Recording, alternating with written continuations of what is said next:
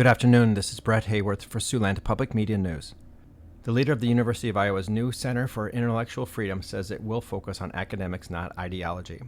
The Iowa Board of Regents this week confirmed economics professor Luciano DiCastro as the center's temporary director. DiCastro advocated for the center when the plan was working through the legislature. He says the center is necessary to counter other university courses he claims only show capitalism in a bad light. The new college center was created by majority party Republicans in the Iowa legislature who were concerned about bias in the university system. Democrats criticized the proposal for the school as redundant and ideologically motivated. DiCastro says classes will most likely not be offered this year as it takes time to hire faculty. In other college news, a long-standing art rental program at Iowa State University is coming to a close this year. The annual program launched in the mid-1970s. It has allowed hundreds of students, faculty and staff, and even local residents to rent artwork from the university's Memorial Union for a fraction of their original cost. Letitia Kennemer, the Memorial Union Arts Coordinator, says demand has fallen since the program started about 50 years ago. It was no longer actually making any income, and the rentals had gone down, and we tried some different things, but it just hasn't been as robust as it used to. More than 200 framed prints and posters from the collection will be available for purchase at ISU Surplus during the first week of August, with prices starting at just $10. Additionally, the Corporation for Public Broadcasting, the conduit for federal funds to NPR and PBS, announced on Friday that it is beginning to wind down its operations. That is happening because President Trump has signed a law clawing back $1.1 billion in funding for public broadcasting through fiscal year 2027.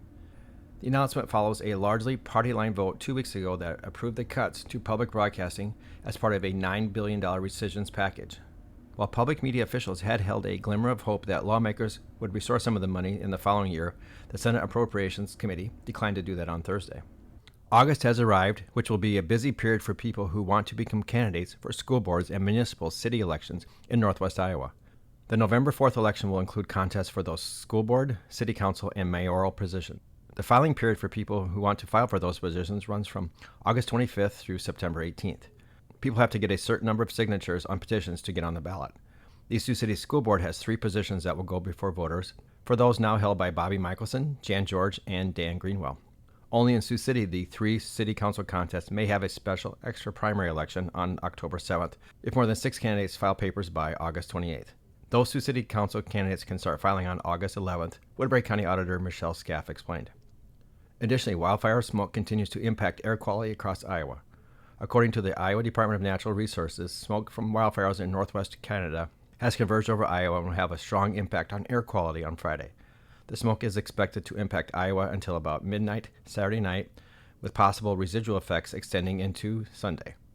People who should be on watch concerning smoky air are those with heart or lung disease, older adults, children, and outdoor workers. Additionally, 2 Siouxland organizations will each get $100,000 in funding from the Iowa Department of Health and Human Services. That money comes from a pool of $5 million to expand 19 child care and preschool program partnerships. Local agencies receiving $100,000 each are the Crittenden Center in Sioux City and the Crittenden Center in Lamars. The program aims to ensure full days of care for 4-year-olds and to strengthen school-age readiness. For Siouxland Public Media News, I'm Brett Hayworth.